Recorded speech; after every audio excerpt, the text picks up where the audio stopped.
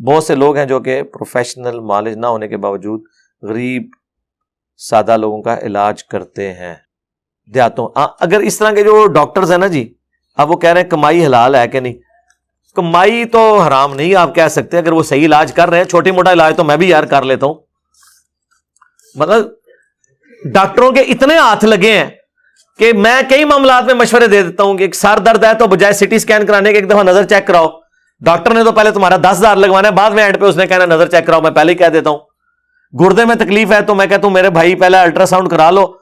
اس نے تو آپ کو پہلے 3 مہینے دوائیاں کھلا کے اینڈ پہ پتری بھی کوئی نہیں نکلنی, پتہ چل رہا ہے اپینڈکس ہے. ڈاکٹر تو چنگا, تو میں بھی ڈاکٹر ہے. اس طرح اگر کوئی ڈاکٹر ہے تو بڑے نیک قسم کے ڈاکٹر ہیں.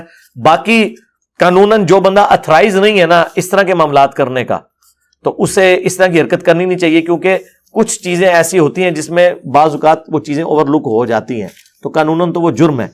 چھوٹی موٹی جو دوائی والا معاملہ ہے نا وہ آپ دیتے ہیں, لیکن آپ ڈاکٹر نہ لکھیں اپنے, دیکھیں نا میں نے لکھا ہے اپنے ساتھ علامہ یا مولانا انجینئر ہی لکھا ہے نا, جہے میں ڈگری کیتی ہے نا, اس تو بعد میں قرآن و حدیث دے تانوں حوالے دینا, میں تو وچوں نکل جانا. اور میں تانوں نال ہاں یہ میرا جرم ہے کہ میں آپ کو بتاتا ہوں کہ آپ کے جو ڈگری والے عالم جو بات کر رہے ہیں نا قرآن میں اس کے الٹ لکھی ہوئی ہے, اور ایک اندر میں قرآن پڑھ کے عالم بنا ہے نا, قرآن کو نہیں سے پڑھے ہویا, یہ جعلی ڈگری سے.